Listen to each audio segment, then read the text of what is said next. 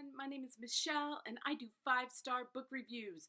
And I am so excited to talk about this book right here, A Bookshop in Berlin. And it's by Francois Frankel. And I have so much to say about this book. First of all, I found it on Goodreads. And I tell you guys this over and over again, that when I'm looking for a book, I go to Goodreads.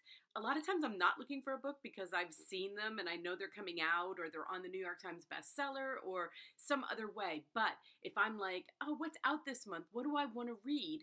I go to Goodreads because they give you all the categories of books, genres, all genres, okay, 4 or 5 different selections. So no matter what kind of books you like, they give you the books that are the best for the month. And I love them for that because I would have never found this book, and it is incredible. So here we go, 288 pages. It's a memoir. Francois was an incredible woman, and she wrote this memoir. And just to give you a little history about this book, she wrote this memoir in like 1945, or published it in 1945.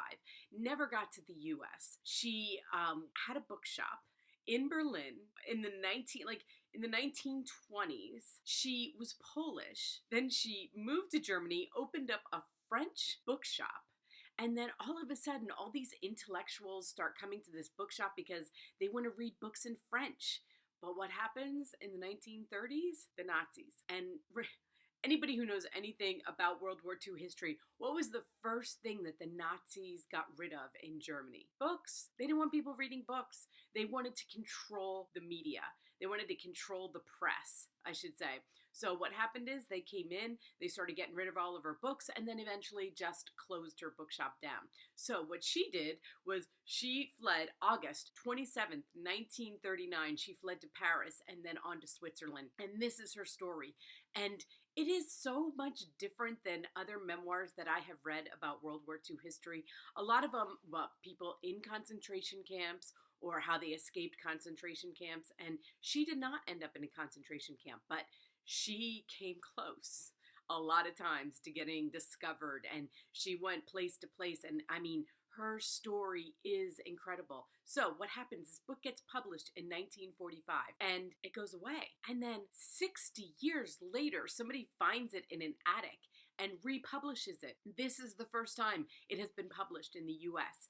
It is a quick read, but it is so powerful. You will love, if you love World War II history, you will love every word of this book, and she's hysterical. What I found amazing about it is, because I'm sure it's been translated several languages in, is that she was writing a diary. I don't know if she was going to, like as she was doing it, was she thinking, this is what I'm going to do? I'm going to publish this? I don't know.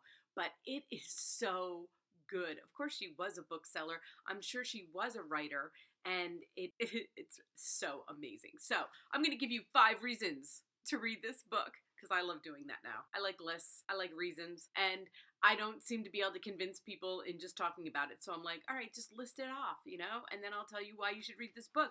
First of all, if you love memoirs, if you love any kind of a memoir, this is a book for you. She is hysterical in some ways, like not in a haha, but you'll get to know her character.